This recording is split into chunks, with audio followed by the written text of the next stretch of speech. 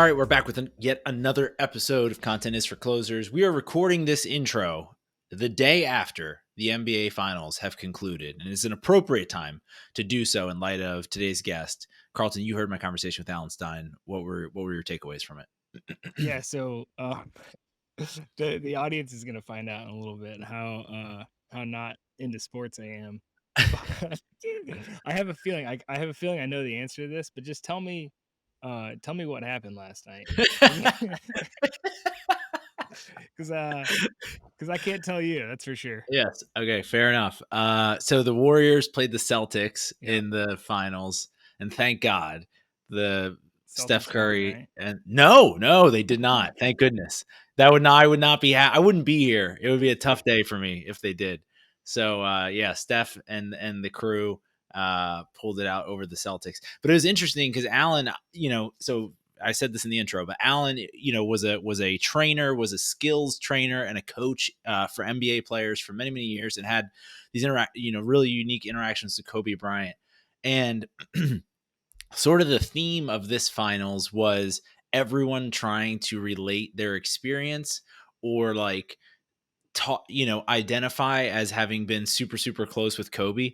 And it's just this very bizarre sort of, it's not virtue, it's like relationship signaling or something like that. Yeah. So it was this really weird kind of sub thing that was going on in the background of the actual finals. But Alan knew him, coached with him at camp, and we talked a little bit about that because of his experience going from basketball coach to what he's doing now, which is, kind of giving motivational speeches, obviously, but also teaching and leading when it comes to content marketing and growth for companies. Yeah, that's great. Thank you for filling me in. I appreciate that. No Now problem. I Anytime. now I know what's going on. So when it comes to content, I think a lot of people think that they have to have like super deep industry expertise in whatever it is they're talking about.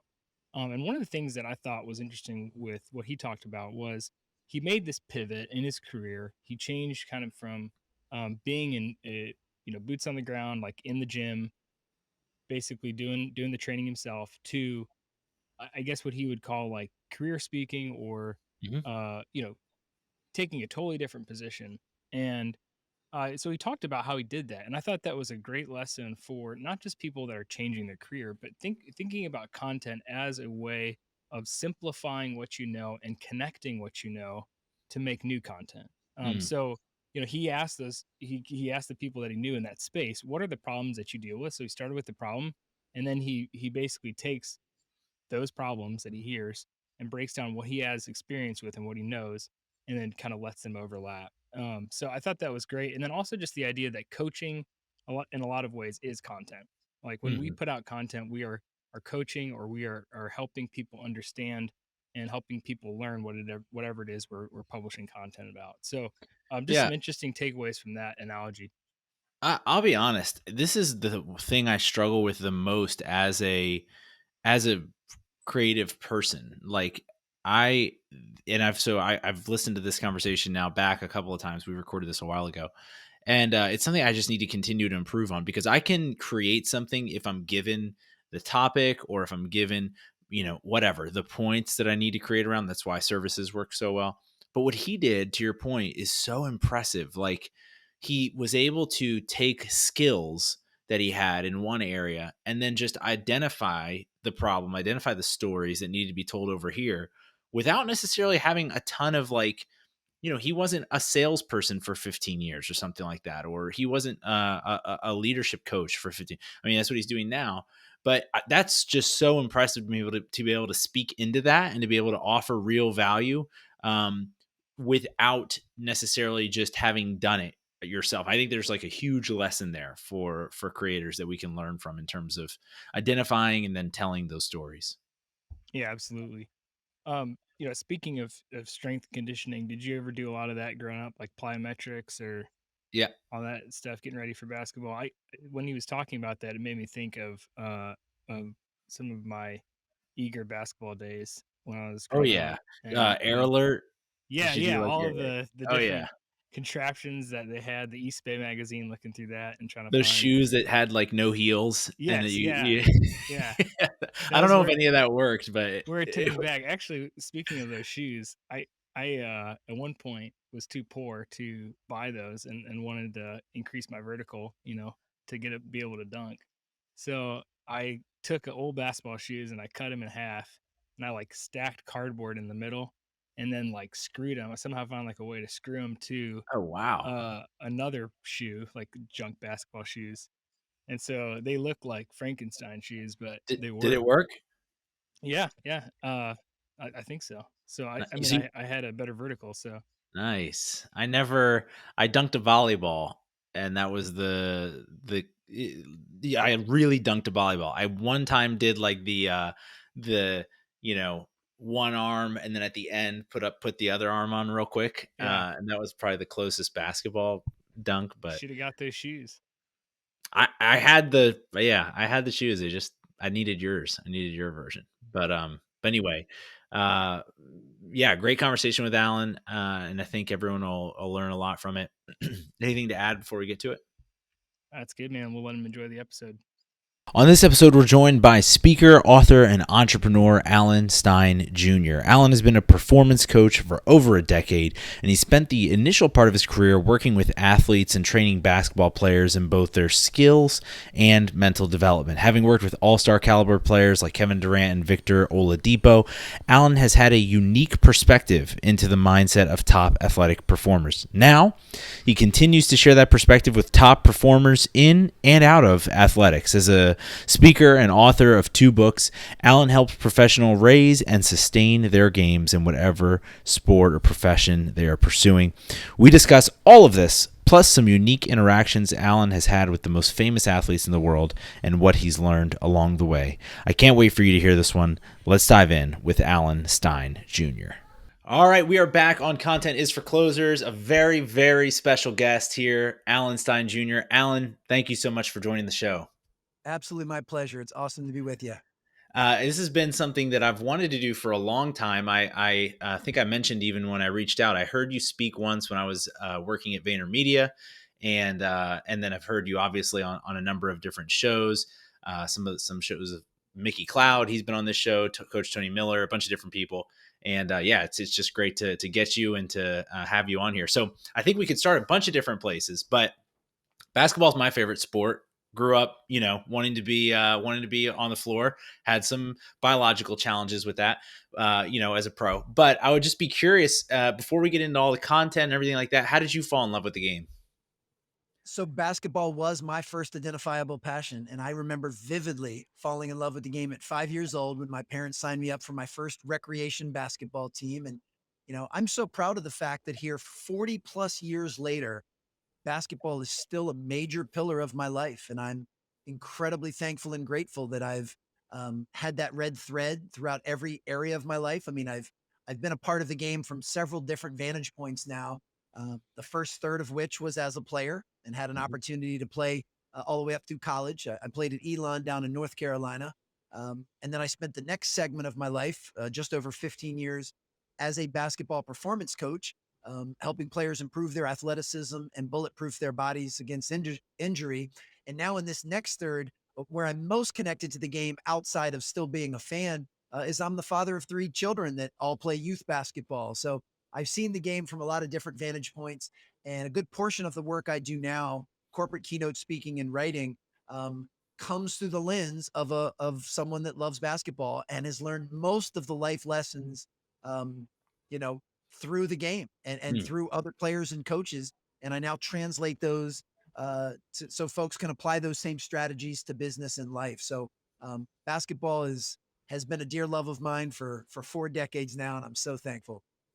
Awesome. Yeah. So let's get into that evolution because I think you see a lot of people who play maybe through college or maybe play a little bit in pros and go into coaching, go into being an analyst or something. And you did some of that, like you just described.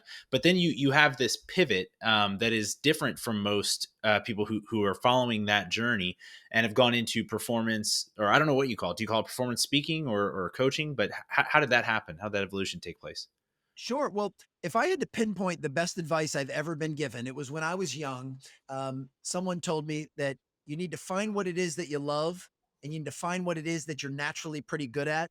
And then you need to find where those two things intersect. Mm, And the intersection between your passion and your talents is going to be your strength zone. And the more time you can invest in your strength zone, not only will you perform at a higher level, but you'll also be more fulfilled in the process. mm, And I've always taken that advice to heart. And as we've already mentioned, for the first third of my life, that intersection was as a basketball player. I love the game of basketball. I was at least good enough to play in high school and college, so we could say I had some natural talent, and that's where they intersected. But I knew that I didn't have the talent to play basketball after college, mhm, and towards the latter part of high school and throughout my college career, I started to develop an equal love for performance training, which at mm, the time was just called strength and conditioning. It's now got a much more comprehensive title when we talk performance. Um, right. Basically training, strength training, conditioning, plyometrics, running, all of that kind of stuff. I was fascinated by that. And I took a lot of personal pride as a player in being in the best shape that I was capable of, and maximizing my somewhat limited genetic potential as well, but getting the most out of myself that I could. So when the writing was on the wall that I was not going to be a professional player, I figured, well, what could be better than combining my original love of basketball with my newfound love of performance training? And, Mhm, and that would still meet the criteria of something I loved and something I was fairly good at. Both of my parents were elementary educators. So I've always I've had modeled for me the importance of being able to clearly articulate and communicate, of being able to teach and to coach and to pour into others. Um, so I've had some I had some natural talent in that area as well. So I figured, what could be better than combining performance training, basketball, and that was what I decided to do. So I made that leap. And one of the cool parts about that intersection in our strength zone is it will constantly mature and change as we gain more life experience. As we get older, we will uncover new passions and we will develop new skills and talents. So 5 years ago, I decided to move that point of intersection away from the basketball training space and put it in the corporate keynote speaking space and the writing space. And to mm. answer your question, I still very much consider myself a performance coach. I just no longer coach basketball players on how to run faster and jump higher. I now coach executives, managers, folks in the business world, entrepreneurs, on how they can improve their businesses and build, winning teams. So I still consider what I do at my core to be the same. What's really changed is the audience and the nuanced way at which I do that. Yeah, so that's a great. I mean, so we just we've been talking a lot about that intersection of interest in talent or interest in skill.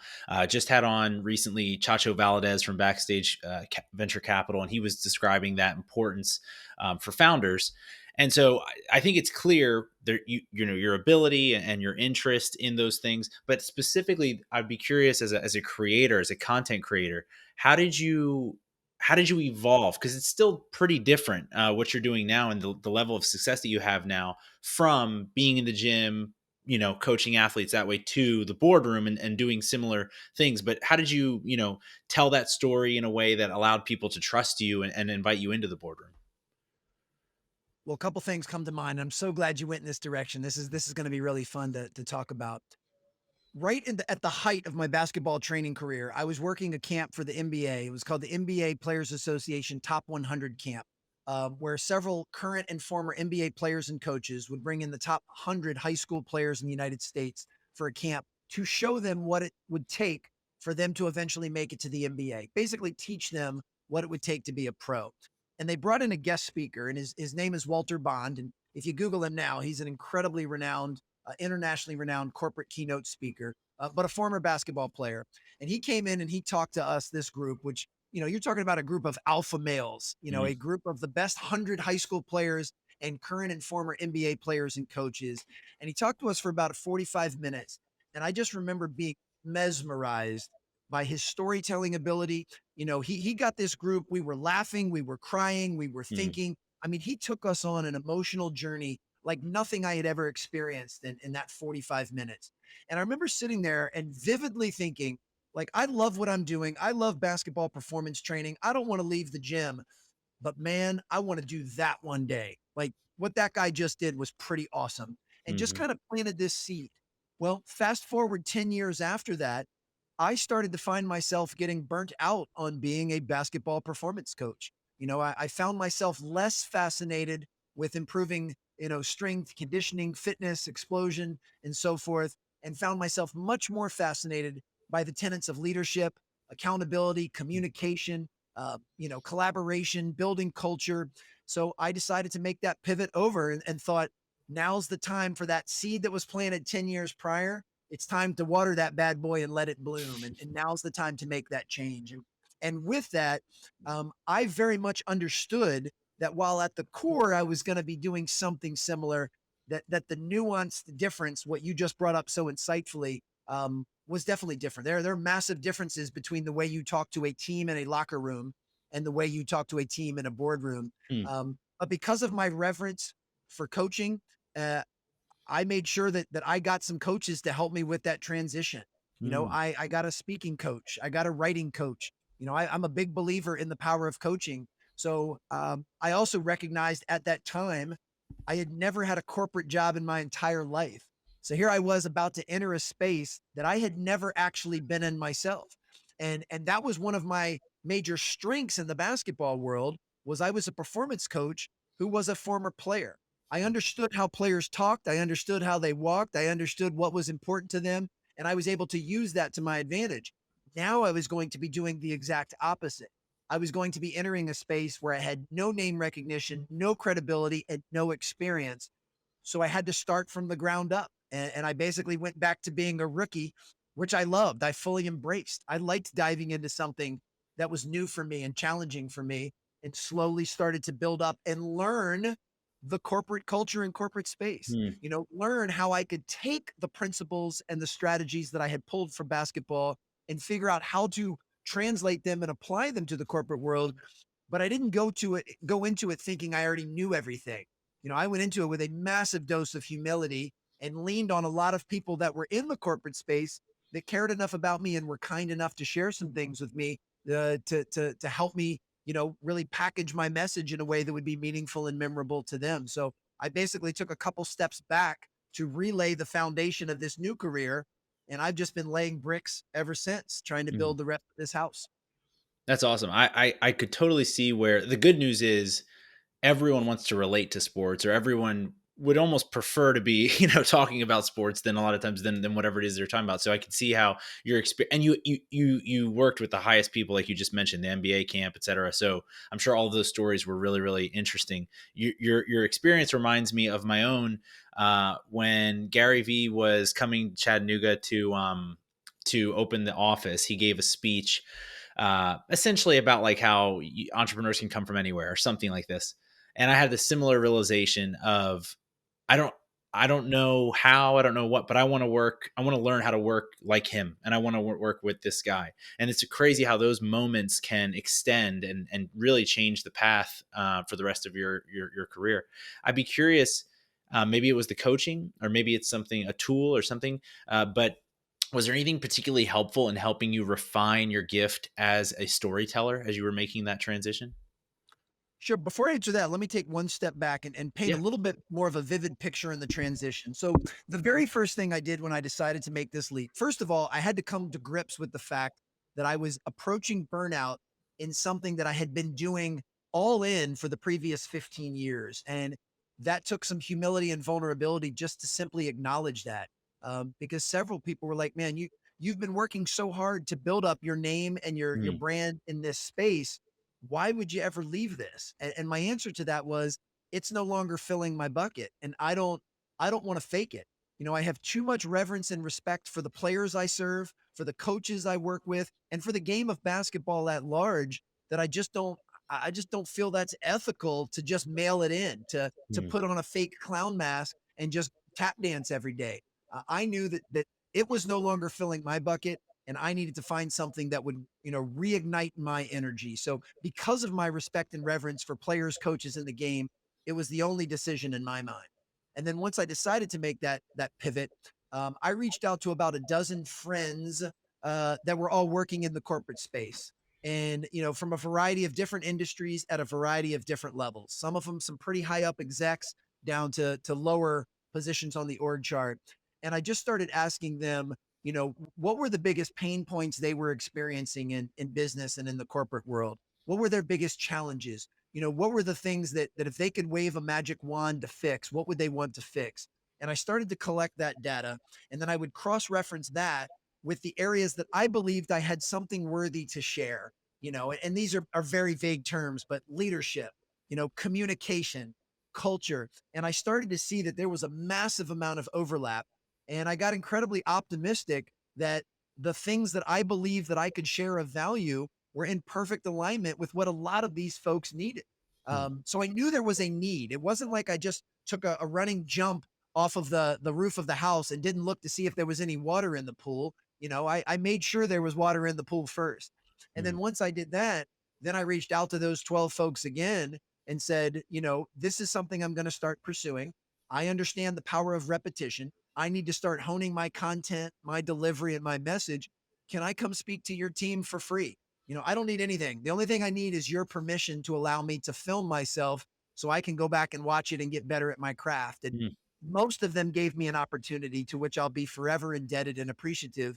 So I got the chance to start getting some reps. And once I started doing that, and this was all for free, by the way, once I started doing that, then I hired a speaking coach to help me break down the film and to improve the organization of my content, to improve my delivery, and certainly to improve my ability to tell stories.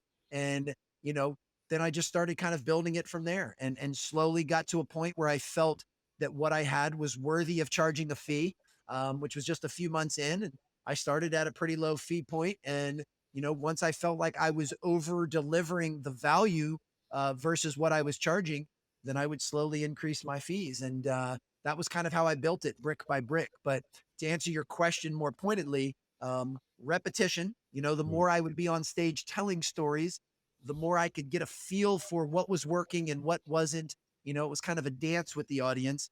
And then I certainly hired a coach who could tell me, hey, here's kind of the structure of the most meaningful and sticky stories. Here's ways you can change the way you've been currently telling it to hopefully make it more impactful. Um, and just work from there. So yeah, it's been a fun journey, and I'm not anywhere close to being done on that journey. I still film my talks and break them down and watch them. I still get competent coaching to help me with things. And I don't plan for that to stop. Wow, that takes so much self awareness and humility to go from something that you're great at and realize, like you said, it's not filling up your bucket. You can't give it back everything that you wanted to give to it.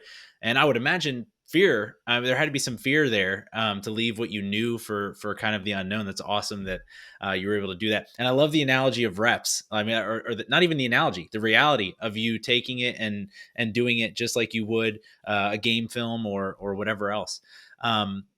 So that sort of brings us to today. And I see behind you, you've got your book, Raise Your Game? Yep. Raise Your Game. Yep. So maybe just tell us, like, what are you doing today? And kind of, how has this all congealed in the offering that you've put together?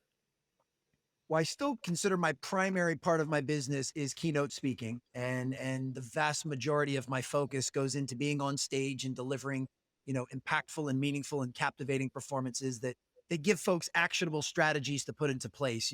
I don't consider myself a quote unquote motivational speaker.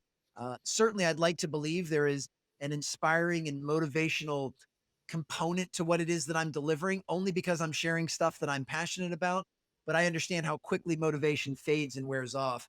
I want to be a practitioner and a tactician and want to be able to give people tangible things that they can follow and implement, because ultimately I'm in the business of helping people change behavior, change their habits, change their mindset, the way that they view things. And I realize that no matter how good I get at my craft, I'm not changing anybody's life in a 60-minute keynote.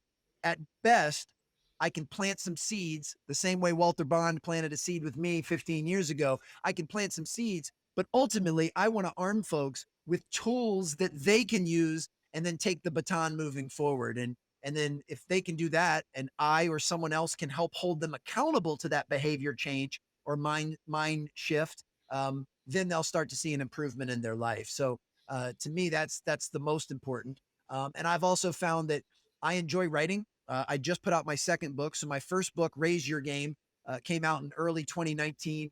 And the follow up to that, Sustain Your Game, just came out a couple of weeks ago at the time of this recording. And I've actually enjoyed that process as well. Hmm. I like the process of writing because it helps me get clarity on my message and on my content. It helps me get organized in what it is that I'm trying to share. And it's also just another tool that can be used to help others. I mean, you know, the vast majority of the world is never going to see me speak. But hopefully more of them can have an opportunity to access one of my books or take some of those teachings. And it's also a reinforcement tool. So if you found the stuff that I shared from stage to be helpful, then you might want the book to help reinforce that and increase the chance that you're going to start implementing it. So most of what I do at present is speaking and writing, and then certainly putting out content on social to supplement all of that Sure. as just another medium to try and share the message. And I'm incredibly grateful for what it is that I get to do for a living, and really, really love it. Very cool. We'll obviously link both of your books down in the show notes below. Just out of curiosity, has anything been particularly, have you found any social activation or any content particularly helpful in getting your books out? No, most of it has just been kind of a grassroots, back of the trunk approach, and that part I'm okay with. There's really two portions of the book writing process. The first, the most obvious, is just writing the best book that you're capable of.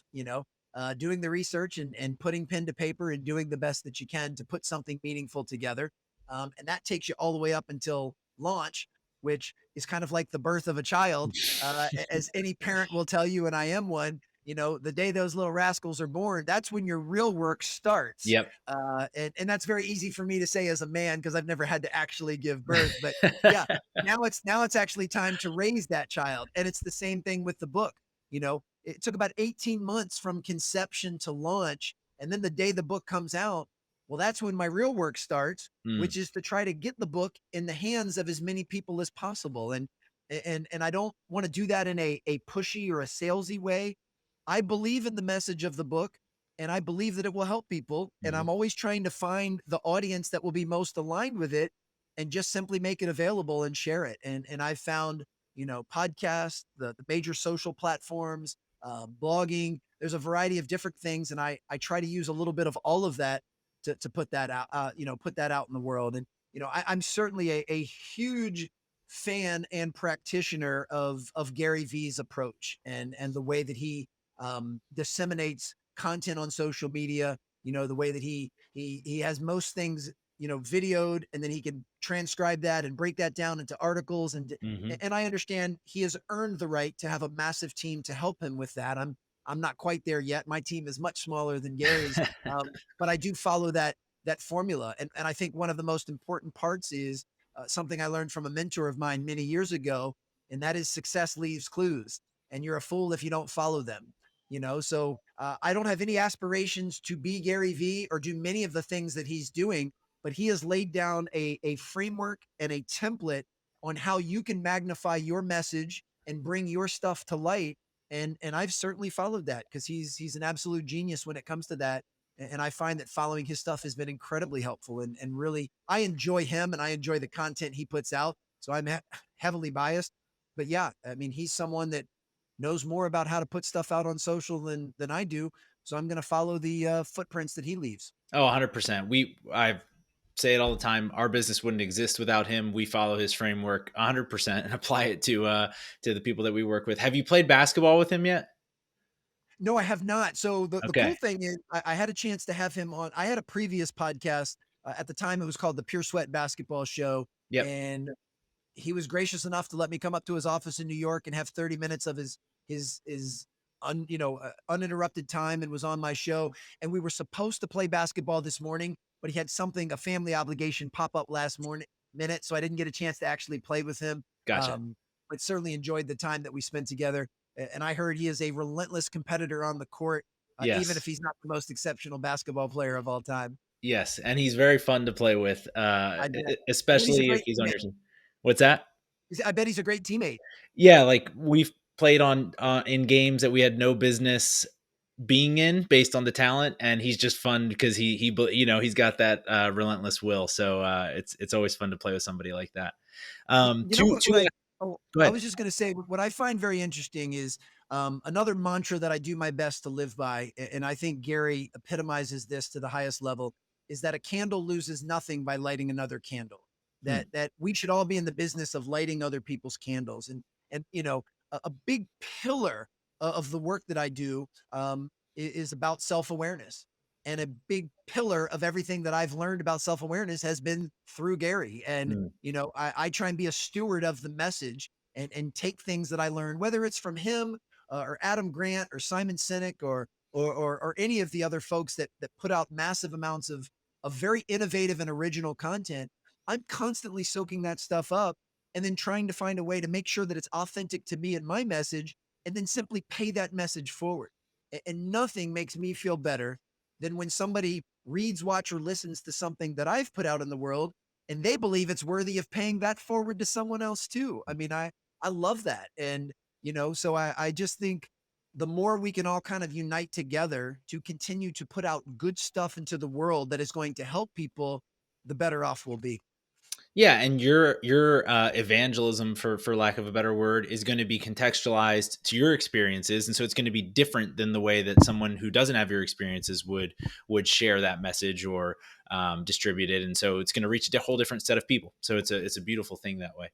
I have two last questions for you. The Sure. first is just around what content has you excited, and then I have to ask you about a basketball story that I've heard you share before, but just would be curious what has you most excited right now? And it could be a specific your book that you just released, or it could be a keynote you have coming out, a series you're starting. Just what are you excited about? Well, I'm definitely excited about the launch of the book, which was a couple weeks ago. And I'm a big believer that the quality of your inputs determines the quality of your output. And anytime that I want to raise my game, pun very well intended, in any area of my life, the very first thing I do is I go back to what am I reading, watching, and listening to, Mm. and what do I need to level up on the input side to get me to level up my mindset, my perspective, my philosophy. So I'm constantly on the search for new things that I can feed my brain with. And I don't read physical books as often as I used to, but I devour podcasts. I only listen to podcasts when I'm in the car, and I do a lot of long distance running. So Mm. I'm listening easily, I don't know, 8 to 10 hours per week of podcasts, Wow. and devouring that. And I listen to people like Gary that I'm already familiar with, just because I want to hear what they've got going on. But I also use that as a time to explore people that I've never heard of before, and might even be people that I know have a point of view that contradicts my own life perspective, because I don't want to just Mm. insulate myself with people that agree with me and with mindsets that I already have. I want things that push back on that challenge my point of view, things that get me to stretch. And the beautiful part of that is two things. One of two things are going to result. I'm going to either have a stronger conviction for what I believe in, or I'm actually going to learn and grow and change something and adopt a new philosophy and integrate that into my life. So I am always devouring podcasts. So that's what I'm excited as far as kind of the input side. And then yes, the output side. Very proud of the new book. Looking forward to several more months of getting that in his hands of as many people as I can. And I'm also equally excited to get back on physical stages at in-person events. Having been sidelined for almost 18 months doing mostly Yeah. virtual, boy, it feels great to be in a room full of people again. And I'm very thankful for that. And I'm really grateful that I had an opportunity to get so many reps in the virtual world and still work on the speaking craft and do that. Excuse me, do that during that interim. Because when I started stepping on stage again, I felt like I had never left. Like it Mm. felt comfortable. It wasn't rusty. I didn't have to relearn how to ride the bike. I just started pedaling and away I went. Awesome. One recommendation potentially for you for your next long run, or another one is I mentioned Chacho Valdez at the beginning of the show. He has a podcast called Running in Public, and it's Oh, presented by Backstage Venture Capital. We produce the show, and it's essentially other entrepreneurs describing the intersection of long distance running and building a company. So I think you'd oh probably wow. find that one interesting. Uh, I just wrote that down, and if you yeah. think I'd be a good guest on his show, please Oh, connect us 'cause, absolutely. Yeah, yeah. those If are you 2 things I'm passionate about is running and building, helping folks build their businesses, so it might be a good fit. Yeah, for sure. My last question for you, I heard in, I think it was in one of your reels maybe, and I just have to ask you because I love, we just saw the anniversary of Kobe passing just a couple of days ago, and saw the video you were talking about your experience working at his camp, and just it was a little anecdote that spoke to the legend, the myth of his work ethic, and I just wondered if you share it as we wrap up here. Well, sure. Well, I probably won't do the story as much justice. So here's what I'll do. I'll give you the Cliff Notes version and the major lesson, but then I would Great. encourage folks to go over to my YouTube channel or website and check it out. But back in 2007, I had a chance to work the first ever Kobe Bryant Skills Academy, and I got a chance to watch Kobe do one of his private workouts really early one morning. And I remember as a young coach being really surprised that he was doing really basic drills. I mean, Hmm. the first 20 minutes, he didn't even have a ball in his hand. He was just doing different footwork patterns and pivoting drills. And I just remember being so surprised at the simplicity of what he was doing. I expected at that time, he was the best player on the planet. I was expecting there to be a little bit more sizzle with the steak. He'd be doing some flashy, sexy drills, and he didn't. And that surprised me. So Hmm. later that day at camp, I asked him and literally said verbatim, Kobe, you're the best player in the world. Why were you doing such basic drills? And he gave me that $1 million smile and a very friendly wink, but he said with a very serious tone, why do you think I'm the best player in the world? Hmm. Because I never get bored with the basics. And, I've told that story thousands of times and it still makes the hairs on my neck stand up because it was such an impactful moment. It might not be for your listeners. That might be something they, considered obvious. But for me, it's when I realized that just because something is basic, it doesn't mean that it's easy. Hmm. Those two words are often used interchangeably, but they're not synonyms. They don't mean the same thing. Just because something's basic, it doesn't mean that it's easy. And if it was easy, everyone else would be doing it. And that we live in a world that often unconsciously tells us it's okay to skip steps, tells us we should always be looking for a shortcut or a hack or an easier way. It tells us we should constantly be chasing what's new and what's flashy and what's shiny and what's sexy. And a major pillar of my work is getting folks to understand that doing those things is a huge mistake. And that's because the basics work. They always have and they always will. And that's across all industries. That's personally and professionally. That's individually and organizationally. The basics work. And, really at the heart of my work is getting folks to crystallize, have great clarity on what the basics are that they need to focus on. What are the fundamentals that you need to work towards mastery of during the unseen hours to get really, really, really good at whatever domain you're trying to improve. And it doesn't matter if you're trying to improve as a podcast host, improve as a spouse or a parent, or improve as the CEO of a massive organization. Uh, what are the fundamental building blocks that will allow you to achieve excellence in that area?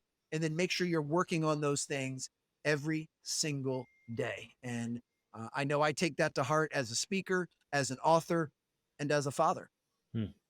Well, Alan, thank you so much. That's so great. I think that's a great point to wrap it. We really appreciate you coming on, and I know you said before. I don't know if the listeners, like, I'm jacked up just sitting here listening. I need to go run or something outside just to let off some of this energy. Would love to see you in person sometime and see one of your speaking engagements. But for those who are interested in the book, interested in just keeping up with what you're doing, what's the best place for them to check you out? Well, the main hub is alansteinjr.com. I have an auxiliary site, strongerteam.com, which has a bunch of other offerings. I'm very easily found on social at Alan Stein Jr. And if anyone's interested in either book, just search Raise Your Game or Sustain Your Game at Amazon or Audible or wherever you get your books and audiobooks. I always love keeping the conversation going. So if someone wants, just shoot me a DM on Instagram. I'm really good about getting back to folks. And yeah, this was a lot of fun, man. I appreciate you making my job easy and would love to have an opportunity to be on stage one day and for you and I to connect. That'd be great. Well, hopefully we'll connect with you soon. Thanks, Alan. You're welcome. Thank you.